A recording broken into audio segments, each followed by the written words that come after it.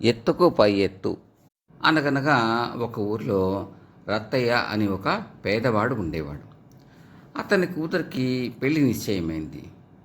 పెళ్లి కూతురి నగ కొందామని అతను కడుపు కట్టుకుని ఎలాగో కూడబెట్టిన డబ్బును తీసుకుని బస్తీకి వెళ్ళి బంగారు నగల దుకాణాలన్నీ తిరిగి తిరిగి తిరిగి చివరికి వజ్రాల శెట్టి అనే అతని దుకాణంలో ఒక నగ మిగిలిన అన్ని చోట్ల కన్నా చాలా తక్కువ ధరలో వస్తే కొన్నాడు.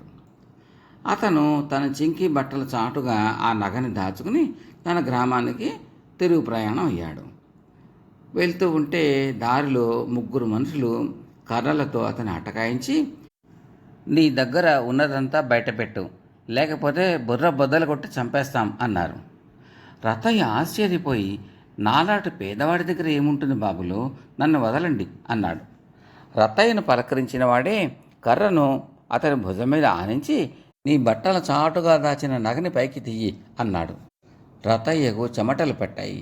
తన కష్టార్జితమంతా ఆ నగలో ఉన్నది. దాని సంగతి వీళ్లకు తెలిసిపోయింది. అతను దేవుడా అనుకుంటూ వాళ్లకు నగ ఇచ్చుకున్నాడు. దొంగలు దాన్ని తీసుకుని వెళ్ళిపోయారు. నగ పోయింది, కానీ రత్తయ్య బుర్ర చురుకుగా పనిచేస్తున్నది. తన చింకి బట్టల చాటున బంగారు నగ ఉన్నట్టు వాళ్లకు ఎలా తెలిసింది? తనను పలకరించిన వాణ్ణి వజ్రాల శెట్టి దుకాణంలో చూసినట్టు రత్తయ్యకు స్ఫురించింది. ఇది స్ఫురణకు రావడమే తరువాయి రత్తయ్య తిరిగి బస్తీకి వచ్చాడు. అతను వజ్రాల శెట్టి దుకాణం సమీపిస్తూనే తనను దోచిన దొంగలు ముగ్గురు దుకాణం బయట నిలబడి ఉండడం చూశాడు. రత్తయ్యకు దొంగలు దొంగలు అని గట్టిగా అరవాలని అనిపించింది. కానీ ఈ బస్తీలో తన వంటి అనామకుడి మాట ఎవరు నమ్ముతారు? తాను నిజం ఎలా రుజువు చేస్తాడు? ముగ్గురిలోనూ తన నుంచి నగ తీసుకున్నవాడు దుకాణంలోకి వెళ్ళాడు. తర్వాత ఆ మనిషి డబ్బు తీసుకుని బయటికి వచ్చి తాను తెచ్చిన డబ్బు మిగిలిన ఇద్దరితో అక్కడే పంచుకున్నాడు. రత్తయ్యకు కడుపు మండిపోయింది. వజ్రాల శెట్టి ఆ మనుషుల ద్వారా తన కొనుగోలుదారులను తానే దోస్తున్నాడు. అందుకే అతని ధరలు తక్కువ. ఆ సంగతి అధికారులకు నచ్చ చెప్పడం అంత తేలిక కాదు. అదీకాక అధికారులను శెట్టి లంచాలు ఇచ్చి కొనగలడు. అలాంటి వాడిని నేరం చేస్తుండగా పట్టియాలి, కానీ వట్టి ఆరోపణలతో శిక్షించడం అసాధ్యం. రత్తయ్యకు ఒక ఆలోచన తట్టింది.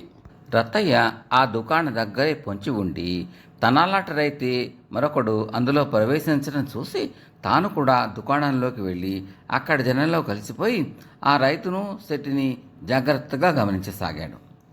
వజ్రాల శెట్టి ఆ రైతుకు ఏదో నగ అమ్మబోతూ తనను అడిగినట్టే, మీది ఏ గ్రామం, ఏ ఊరు, ఎక్కడికి వెళ్తున్నారు, నడిచే వెళ్తున్నావా పాపం అంటూ సానుభూతిగా అడిగాడు. ఆ ప్రశ్నలకు రైతు ముగ్ధుడైపోయి ఉన్న సంగతి దాచకుండా చెప్పాడు. రైతు దుకాణం నుంచి వీధిలోకి రాగానే తనను దోచిన ముగ్గురు కొద్ది దూరం పాటు అతని వెనకనే నడిచి ఊరి పొలి మీదకేసి వెళ్ళిపోయారు. వెంటనే రత్తయ్య ఆ రైతును కలుసుకుని పక్క సందులోకి తీసుకుపోయి తన ఊరు పేరు, పోయిన నగ విధము అన్నీ చెప్పాడు. అదృష్టవశాన ఆ రైతు ఉండే ఊర్లో రత్తయ్య బంధువులు ఉన్నారు. వాళ్ళు రైతును బాగా ఎరుగుదురు. అన్నా, నీ నగను శెట్టి మనుషులు దోచేస్తారు. నకిలీ నగ ఒకటి కొని దొంగలు వచ్చినప్పుడు దాన్ని వాళ్ళకివ్వు. నీ అసలు నగ వాళ్ళ కంట పడకుండా జాగ్రత్త పడు. ఆ తర్వాత వాళ్ళ సంగతి నేను చూస్తాను అన్నాడు రత్తయ్య ఆ రైతుతో. అసలు నగ నీ దగ్గరే ఉండని, దొంగలు దొరికినాక తీసుకుంటాలే అంటూ ఆ రైతు తాను కొన్న బంగారు నగను రత్తయ్యకి ఇచ్చేసి చవకలో మరొక గిల్టు నగ కొని తన దారిని తాను బయలుదేరాడు. రత్తయ్య వజ్రాల శెట్టి దుకాణానికి వెళ్ళి ఏడు మొహం పెట్టి, శెట్టిగారు, మీ వద్ద కొన్న నగను మా గ్రామంలోనే మరొకరు తెమ్మన్న రవ్వల హారాన్ని దారిలో ముగ్గురు దొంగలు కాజేశారు. మా ఊరు పోవాలంటే మొహం చెల్లడం లేదు. ఆ దొంగల్లో ఒకడిని మీ దుకాణంలో చూశాను. వాడి గురించి మీరు ఏమైనా చెప్పగలరేమోనని వచ్చాను అన్నాడు. దొంగలు రవ్వల హారం కాజేసిన సంగతి తన దగ్గర దాచారని శెట్టి అమితంగా కలవరపడ్డాడు. వాళ్ళు తనకు తెలియకుండా వ్యాపారం చేస్తున్నారన్నమాట. శెట్టి తన ఉద్రేకాన్ని అదుపులో పెట్టుకునే ప్రయత్నంలో ఉండగానే రత్తయ్య మళ్ళీ ఇలా అన్నాడు. అంతేకాదు శెట్టిగారు, వాళ్ళు దోచిన నగలను ఇంకెక్కడో అమ్మి వాటికి బదులు గిల్టు నగలను చేయించే ఆలోచనలో ఉన్నారు. అన్నాడు. ఏమో, నువ్వు చెప్పే మనుషుల గురించి నాకు ఏమీ తెలియదు, నువ్వు వెళ్ళవచ్చు అని శెట్టి రత్తయ్యను పంపేసి దొంగల కోసం ఎదురు చూడసాగాడు. కొంతసేపటికి దొంగలు రైతు వద్ద కాజేసిన గిల్టు నగతో వచ్చి దాన్ని శెట్టికి ఇచ్చారు. శెట్టి దాన్ని చూసి రత్తయ్య చెప్పినట్టు అది నకిలీ నగే అని తెలుసుకున్నాడు. శెట్టికి ఒళ్ళు మండుకొచ్చింది. అసలు నగ ఎక్కడా అని అతను దొంగలని అడిగాడు. దొంగలు మొహాలు చూసుకున్నారు.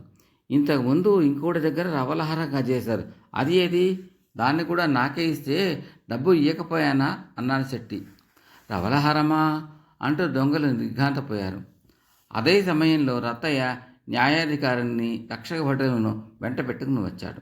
అప్పటిదాకా వీధిలో వాళ్ళ కోసం ఎదురు చూస్తున్న రైతు కూడా దుకాణంలోకి వచ్చాడు. దొంగలు దొరికిపోయారు. రత్తయ్య రైతు నగ రైతుకు ఇచ్చేశాడు. రైతు న్యాయాధికారితో ఈ ముగ్గురు దొంగలు తన వద్ద గిల్టు నగ దొంగిలించిన వైనం కూడా చెప్పాడు. ఆ గిల్టు నగ ఇంకా శెట్టి చేతిలోనే ఉన్నది. రత్తయ్యకు అతని నగ అతనికి తిరిగి రావడమే కాక దొంగలను పట్టించినందుకు బహుమానం కూడా వచ్చింది. దొంగలను శెట్టిని రక్షక భటులు తీసుకుపోయారు. కథ సమాప్తం.